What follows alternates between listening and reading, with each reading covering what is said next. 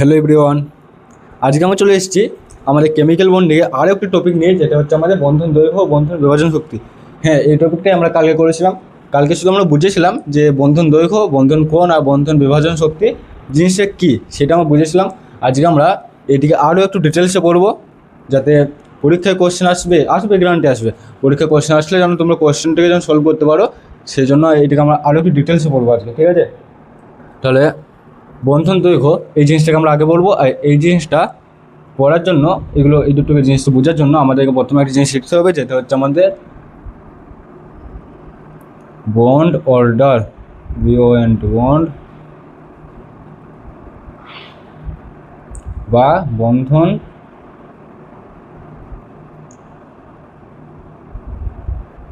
ক্রম, ঠিক আছে? এই জিনিসটা আমাদেরকে আগে শিখতে হবে, নাহলে আমরা বন্ধন দৈর্ঘ্য বুঝতে পারবো না। বন্ড অর্ডার আমাদের কি বলে, ধরো তিনটে আমি উদাহরণ নিচ্ছি। হাইড্রোজেন, সিঙ্গেল বন্ড হাইড্রোজেন, ঠিক আছে? অক্সিজেন, ডবল বন্ধন অক্সিজেন। আর একটা নিয়ে আমরা নাইট্রোজেন, ট্রিপল বন্ড নাইট্রোজেন। এখানে আমাদের বন্ড অর্ডার কী বলছে, খুব সহজ। দেখো, এখানে একটা সিঙ্গেল বন্ড আছে, তাহলে বন্ড অর্ডার কত হবে? 1, ঠিক আছে? একটা সিঙ্গেল বন্ডের জন্য বন্ড অর্ডার 1। এখানে আছে একটা সিগমা, এখানে সিগমা না, মানে এখানে ডবল বন্ড আছে, ডবল বন্ডের জন্য বন্ড অর্ডার 2। ট্রিপল বন্ড, তার জন্য বন্ড অর্ডার 3। এটা হচ্ছে আমাদের বন্ড অর্ডার, ঠিক আছে? একটা বন্ধন থাকলে বন্ড অর্ডার 1 হবে, দুটো বন্ধন থাকলে বন্ড অর্ডার 2 হবে, তিনটে বন্ধন থাকলে বন্ড অর্ডার 3 হবে। এটা হচ্ছে আমাদের বন্ধন ক্রম বা বন্ড অর্ডার, ঠিক আছে? এবার একটা যদি আমরা উদাহরণ নিই, এখানে hydrogen, carbon, triple bond carbon, single bond hydrogen. এখানে যদি বন্ড অর্ডার বা বন্ধন ক্রম জিজ্ঞাসা করি, কী হবে? এর মাঝে কার্বন আর হাইড্রোজেনের বন্ড অর্ডার কত হচ্ছে? 1। এখানে আসছে বন্ড অর্ডার 1, এখানে আসছে বন্ড অর্ডার 3, এটা হচ্ছে বন্ড অর্ডার 1, ঠিক আছে? এবার এখানে একটা জিনিস আছে যে সম ইলেকট্রনিক অণু বা আয়নের ক্ষেত্রে সম ইলেকট্রনিক অণু বা আয়নের ক্ষেত্রে বন্ড অর্ডার 1 হয়। যেমন জিনিসটা হচ্ছে, ধরো আমি উদাহরণ নিচ্ছি, নাইট্রোজেন CO, আর একটা ধরো আমি নিলাম NO প্লাস নাম, ধরো, ঠিক আছে? নাইট্রোজেনের কত ইলেকট্রন থাকে? একটা নাইট্রোজেনের কত থাকে ইলেকট্রন? 7টা। দুটো নাইট্রোজেন 7 × 2 সমান হচ্ছে 14 ইলেকট্রন। কার্বনের কত ইলেকট্রন থাকে? 6টা, ঠিক আছে? কার্বন 6টা, অক্সিজেনের কটা? 8টা, কত হচ্ছে? 14। নাইট্রোজেন কত থাকে? 7, অক্সিজেন কত থাকে? 8টা, ঠিক আছে? কিন্তু এখানে কি আছে? প্লাস চিহ্ন আছে। প্লাস চিহ্ন মানে কি, যে একটা ইলেকট্রন বের করে দিয়েছে, তাহলে এখানে থাকছে -1, কত হচ্ছে? 14। কী বললাম? সম ইলেকট্রনিক আয়ন বা সম ইলেকট্রনিক অণুর ক্ষেত্রে বন্ড অর্ডার সমান হয়। সম ইলেকট্রনিক কি, এখানে আমি নিলাম নাইট্রোজেন CO আর নিলাম NO+, ঠিক আছে? এবার নাইট্রোজেনের কটা? একটা নাইট্রোজেন থেকে দুটো নাইট্রোজেন আছে, N2 আছে। N2-র জন্য কত হবে? 7 × 2 = 14। কার্বনের 6টা, অক্সিজেনের 8টা, 14টা হলো। নাইট্রোজেনের 7টা, অক্সিজেনের 8টা, 8-এর সাথে কত হচ্ছে? 15 হচ্ছে। কিন্তু এখানে একটা প্লাস চিহ্ন থাকার কারণে একটা ইলেকট্রন বের করে দিয়েছে, যার ফলে একটা ইলেকট্রন বিয়োগ হবে, যে কত হচ্ছে? 14 আসছে। এবার এর বন্ড অর্ডার যদি আমি জিজ্ঞেস করি, এই তিনটে জিনিসের বন্ড অর্ডার যদি আমি জিজ্ঞেস করি, তাহলে কী বলবে? তুমি যে কোনো একটা বন্ড অর্ডার বন্ধন করুন, তুমি যে কোনো একটা বের করবে। আমরা নাইট্রোজেনটা জানি যে নাইট্রোজেন 3টে বন্ধন করে তো? এখানে দেখলাম নাইট্রোজেন 3টে বন্ধন করে। 3টে বন্ধন করে মানে কি, নাইট্রোজেনের বন্ড অর্ডার কত হচ্ছে? 3 হচ্ছে। এবং নাইট্রোজেনে বন্ড অর্ডার যদি 3 হয়, তাহলে এরও বন্ড অর্ডার কত হবে? 3 হবে। আর এরও বন্ড অর্ডার 3 হবে। কেন হচ্ছে? যে সম ইলেকট্রনিক অণু বা আয়নের ক্ষেত্রে বন্ড অর্ডার সমান হয়। এখানে 3টে ইলেকট্রন সমান থাকার কারণে এর যে বন্ড অর্ডার হবে, এর উভয় বন্ড অর্ডার একই হবে, ঠিক আছে? এটা হচ্ছে আমাদের বন্ড অর্ডার। আশা করি বোঝা গেছে। বন্ধন ক্রমটা, একটা বন্ধন থাকলে সেটা বন্ড অর্ডার 1, দুটো বন্ধন থাকলে বন্ড অর্ডার 2, তিনটে বন্ধন থাকলে বন্ড অর্ডার 3। এখানে একটা উদাহরণ নিলাম আমরা, এখানে 3টে বন্ধন, তাই বন্ড অর্ডার 3। এখানে একটা সেই জন্য বন্ড অর্ডার 1। আর এটা সময় ইলেকট্রনিক অণু বা আয়নের ক্ষেত্রে বন্ধন অর্ডার 1 হবে। বুঝে গেল? এবার বন্ড অর্ডার যেহেতু আমরা শিখে নিলাম, এবার আমরা কী শিখবো? বন্ধন ক্রম শিখবো, বন্ধন দৈর্ঘ্য শিখবো। ঠিক আছে, এখানে যদি থাক বন্ধন দৈর্ঘ্য শিখবো। এবার আমরা বন্ধন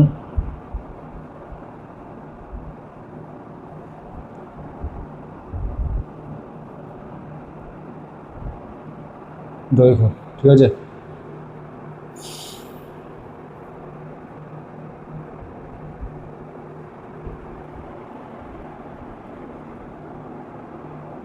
বন্ধন দৈর্ঘ্য শিখবো। এবং বন্ধন দৈর্ঘ্য আমরা কীভাবে শিখবো? আমরা কালকে জেনেছিলাম যে কোনো পরমাণু যখন বন্ধন গঠন করছে, ঠিক আছে, এই যে বন্ধন গঠন করছে, এই যত দূরে অন্য পরমাণুটা অবস্থান করছে, অর্থাৎ যে দূরত্বে তার আকর্ষণ বল এবং বিকর্ষণ বল সমান হচ্ছে, সেই দূরত্বটাকে আমি বলছি বন্ধন দৈর্ঘ্য। ঠিক আছে, এবার বন্ধন দৈর্ঘ্য আমরা কীভাবে বের করবো, মানে কম্পেয়ার করবো, সেই জিনিসটা আমরা শিখবো। কীভাবে কম্পেয়ার করবো? প্রথমে আমাদের আছে বন্ধন দৈর্ঘ্য, এটা হচ্ছে আমাদের 1 নম্বর। ঠিক আছে, 1 নম্বর। এটা হচ্ছে আমাদের এক্সাম্পল, এটা হচ্ছে আমাদের এক্সাম্পল 1, এটা হচ্ছে আমাদের একটু স্টার মার্ক দিয়ে করে রাখো, এটা হচ্ছে কি সম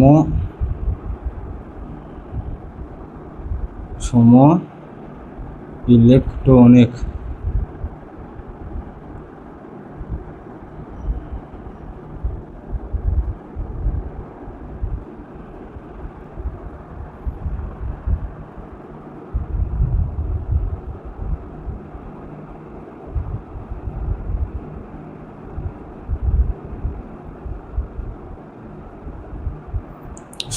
সম ইলেকট্রনিক অণু বা আয়ন। ঠিক আছে, তার ক্ষেত্রে বন্ধন অর্ডার 1 হয়।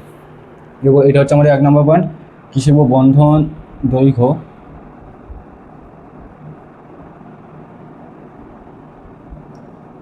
দৈর্ঘ্য সমানুপাতিক কার হয়? কার সমানুপাতিক হয় বন্ধন দৈর্ঘ্য? পরমাণুর আকারের। পরমাণুর আকার, বন্ধন দৈর্ঘ্য পরমাণুর আকারে সমানুপাতিক হয়। তার মানে কি, আমরা এইটা কার ক্ষেত্রে বলছি? এটা আমরা বলছি এখান থেকে লিখে, এটা হচ্ছে গ্রুপের ক্ষেত্রে বলছি। ঠিক আছে, গ্রুপের ক্ষেত্রে বলছি, আমার সারির ক্ষেত্রে বলছি, শ্রেণীর ক্ষেত্রে বলছি। আমরা শ্রেণীর ক্ষেত্রে হচ্ছে এটা, মানে আমি যদি ধর নাইট্রোজেন শ্রেণী, নাইট্রোজেন, ফসফরাস, আর্সেনিক, অ্যান্টিমনি, বিসমাস, এটা হচ্ছে আমাদের নাইট্রোজেন সারি।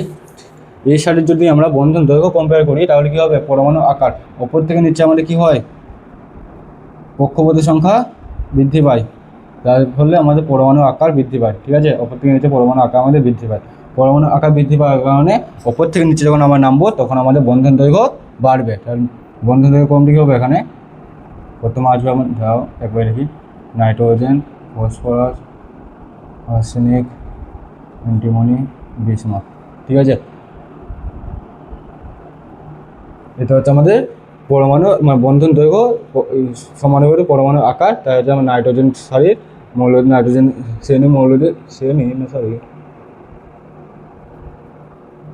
নাইট্রোজেন গ্রুপের মৌলদের এই যে বন্ধন দৈর্ঘ্য আছে, তার ওটা হচ্ছে এটা। ঠিক আছে,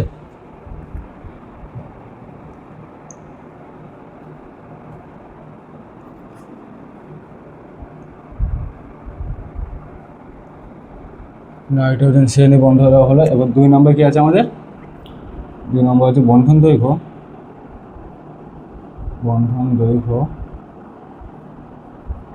সমানুপাতিক হয় কার? সমানুপাতিক হয় না, হ্যাঁ সমানুপাতিক হয় কার? কার সমানুপাতিক? 1/, বন্ড অর্ডার বা বন্ধন ক্রম।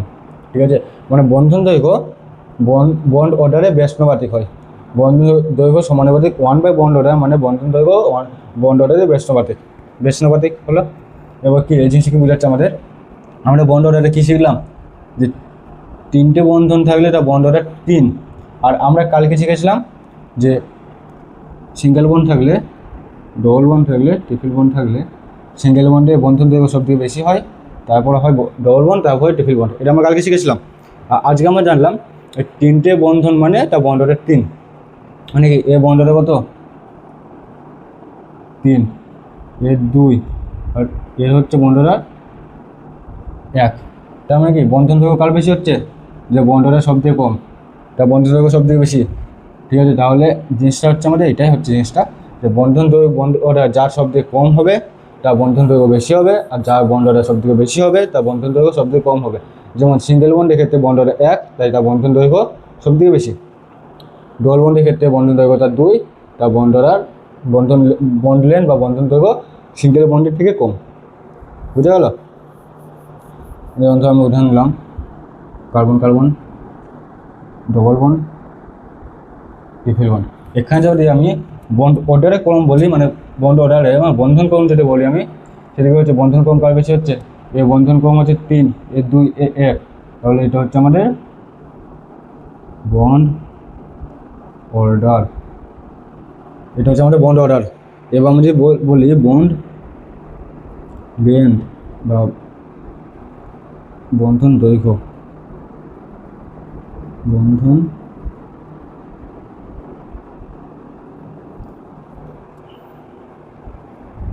বন্ধন দৈর্ঘ্য ক্রম যদি আমি জিজ্ঞেস করি তাহলে কী হবে, জিনিস উল্টে যাবে।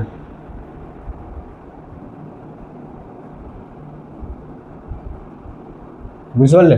যা বন্ধন ক্রম যার সব থেকে বেশি তার বন্ধন দৈর্ঘ্য সব থেকে কম। 2 নম্বর পয়েন্ট গেল আমাদের। এবার আমরা শিখবো আমাদের 3 নম্বর পয়েন্ট। প্রথম পয়েন্ট ছিল আমাদের বন্ধন দৈর্ঘ্য সমানুপাতিক পরমাণুর আকার। 2 নম্বর পয়েন্ট হচ্ছে বন্ধন দৈর্ঘ্য সমানুপাতিক 1/বন্ড অর্ডার।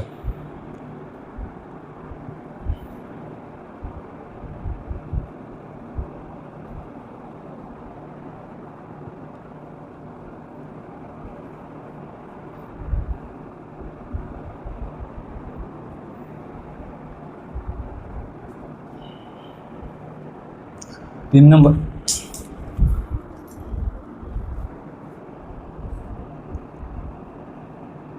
নম্বর কি আছে আমাদের, বন্ধন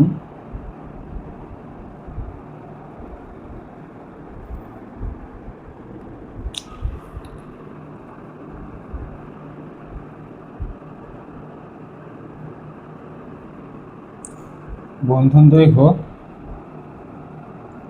সমানুপাতিক হয় কার, 1/% এর চরিত্র। ঠিক আছে, শতকরা এস চরিত্রের বেশমাতিক হয় বন্ড অর্ডার।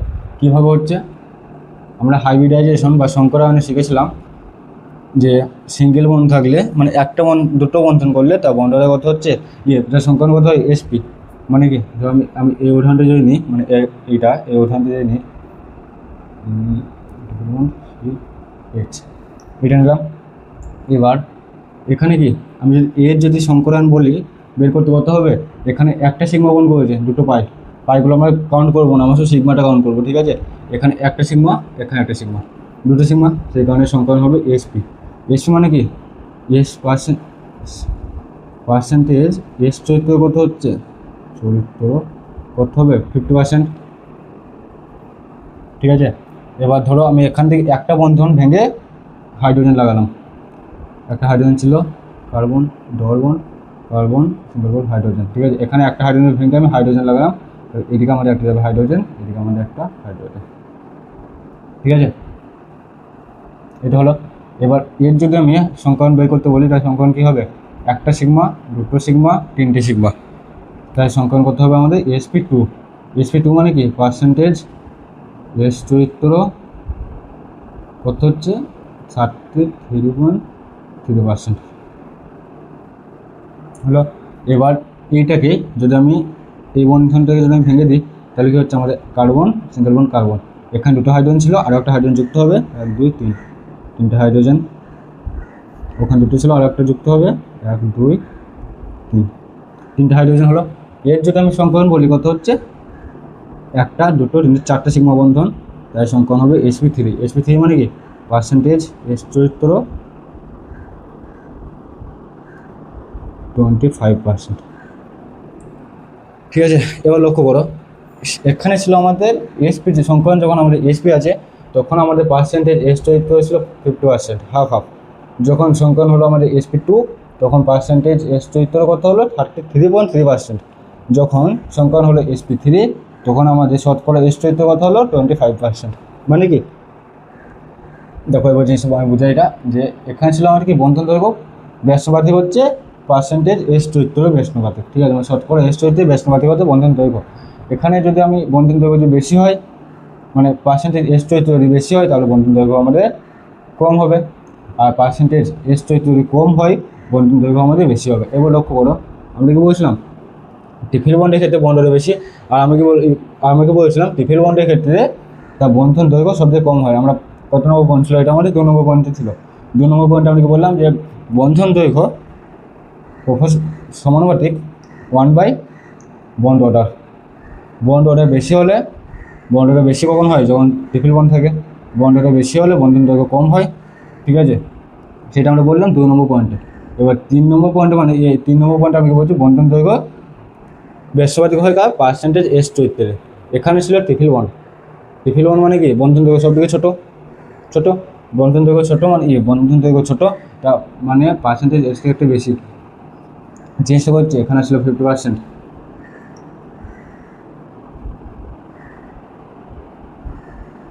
তাতে 3.3% আর হচ্ছে 25% হলো এটা।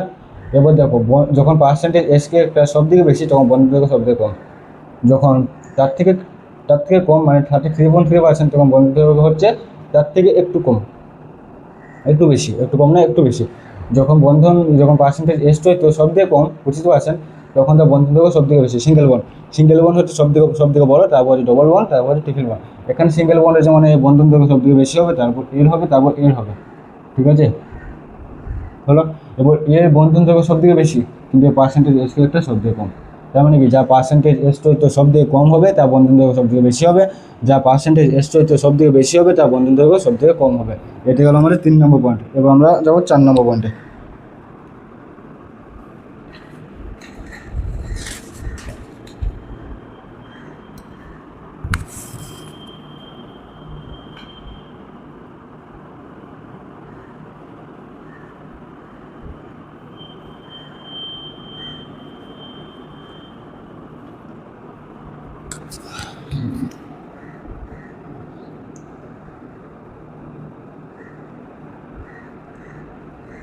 বন্ধন দৈর্ঘ্য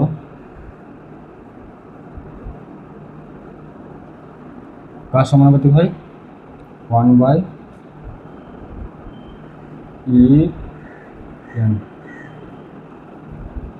1/En মানে কি, ইএনটা কি, ইএনটা হচ্ছে আমাদের ইলেকট্রোনেগেটিভিটি, তড়িৎ ঋণাত্মকতা। তড়িৎ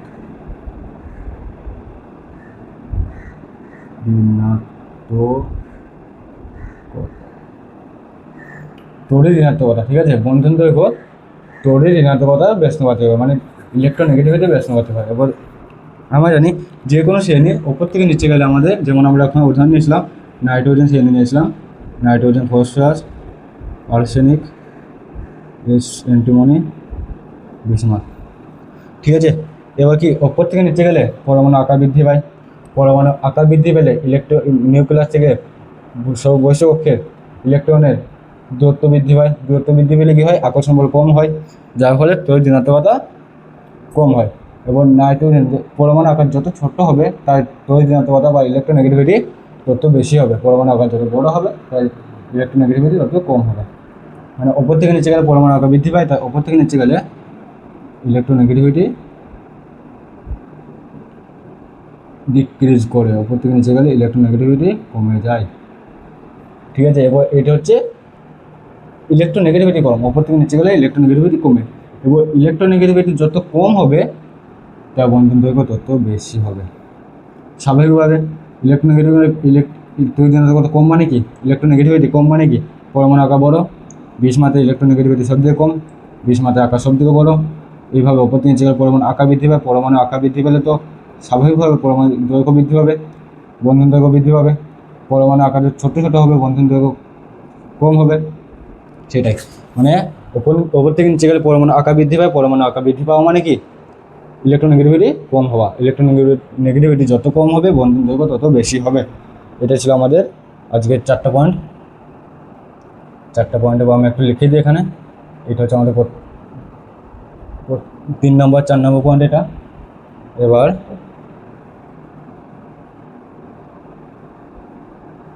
আমাদের 1 নম্বর পয়েন্ট কী ছিল? বন্ধন দৈর্ঘ্য সমানুপাতিক পরমাণুর আকার। 2 নম্বর পয়েন্ট কী ছিল? বন্ধন দৈর্ঘ্য সমানুপাতিক 1/, কী ছিল আমাদের? Percentage S to electronegativity 1/, bond order.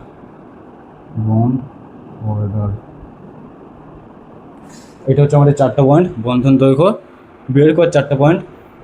বন্ধন দৈর্ঘ্য, প্রথম পয়েন্ট ছিল বন্ধন দৈর্ঘ্য বেশি হবে, পরমাণু আকার বেশি হলে বন্ধন দৈর্ঘ্য বেশি হবে।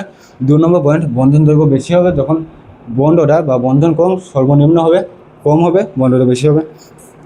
3 নম্বর, বন্ধন দৈর্ঘ্য বেশি হবে যখন পার্সেন্টেজ S to কম হবে, আর বন্ধন দৈর্ঘ্য বেশি হবে যখন ইলেকট্রোনেগেটিভিটি কম হবে। এটা হচ্ছে 4টা পয়েন্ট, বন্ধন দৈর্ঘ্য 4টা পয়েন্ট। এবার আমরা যাব বন্ধন বিভাজন এনার্জি।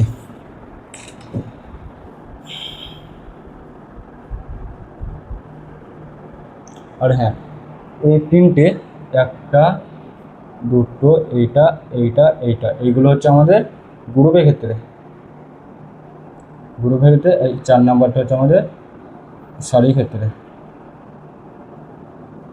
সারির ক্ষেত্রে মানে এটা হচ্ছে পিরিয়ডের ক্ষেত্রে, এটা হচ্ছে গ্রুপের ক্ষেত্রে। হ্যাঁ, মানে শ্রেণীর ক্ষেত্রে, শ্রেণী। এটা হচ্ছে শ্রেণীর ক্ষেত্রে, এটা হচ্ছে সারির ক্ষেত্রে।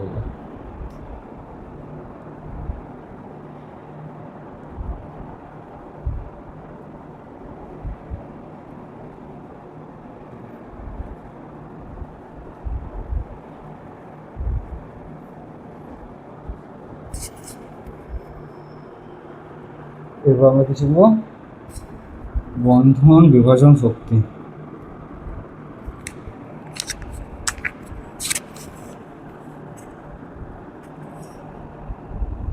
বন্ধন বিভাজন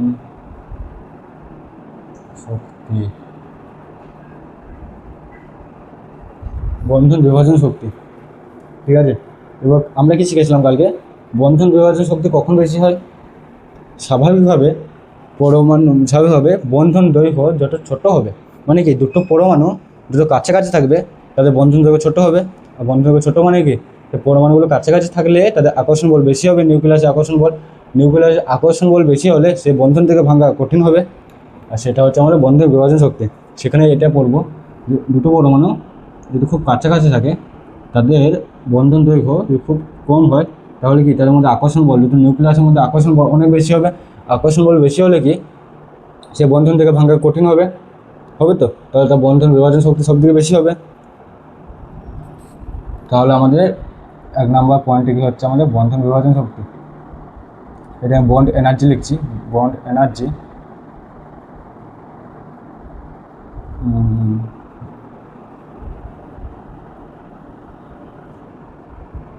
বন্ড এনার্জি 1 নম্বর point, bond energy.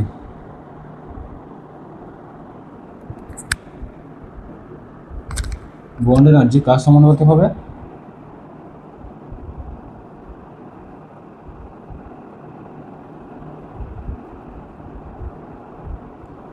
Bond order. বুঝতে পারছো বন্ড অর্ডার কত গুরুত্বপূর্ণ আমাদের? বন্ড এনার্জি সমানুপাতিক বন্ড অর্ডার। বন্ড অর্ডার মানে কি? বন্ড অর্ডার কার বেশি হয়? যা টিফিল বন্ড থাকে। টিফিল বন্ড মানে কি? তো বন্ধন দৈর্ঘ্য সব থেকে ছোটো, ঠিক আছে।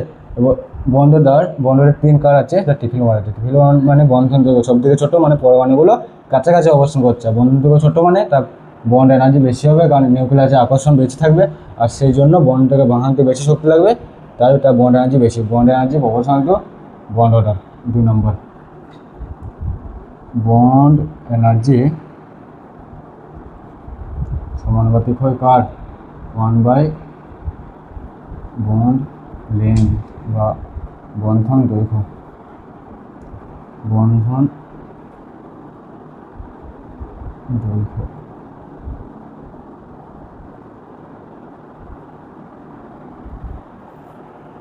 বন্ধন দৈর্ঘ্য বেশ সমানুপাতিক মানে বন্ধন দৈর্ঘ্য বেশি হলে এটা একটা পরমাণু, এটা একটা পরমাণু। বন্ধন দৈর্ঘ্য হচ্ছে এরকম, আর এটা একটা পরমাণু, এটা একটা পরমাণু। এদের যদি নিউক্লিয়াসের দূরত্ব হচ্ছে এটা। এবার এর বন্ধন দৈর্ঘ্য বেশি, এর বন্ধন দৈর্ঘ্য কম। এই বন্ধন দৈর্ঘ্য বেশি মানে কি এর নিউক্লিয়াসের আকর্ষণটা কম হবে না? বলো, এখানে অনেক দূরে দূরে অবস্থান করছে দুটো নিউক্লিয়াস, তাহলে এর আকর্ষণ বলটা এর তুলনায় কম হবে। তার মানে এই বন্ধনটা ভাঙতে বেশি শক্তি লাগবে, এটা ভাঙতে কম শক্তি লাগবে, তুলনামূলক এর থেকে কম শক্তি লাগবে। তাই বন্ধন দৈর্ঘ্য যত বৃদ্ধি হবে বন্ড এনার্জি যত কম হবে, বন্ধন দৈর্ঘ্য যত কম হবে বন্ড এনার্জি তত বেশি হবে। এটাই ছিল আমাদের বন্ধন দৈর্ঘ্য, বন্ড এনার্জি।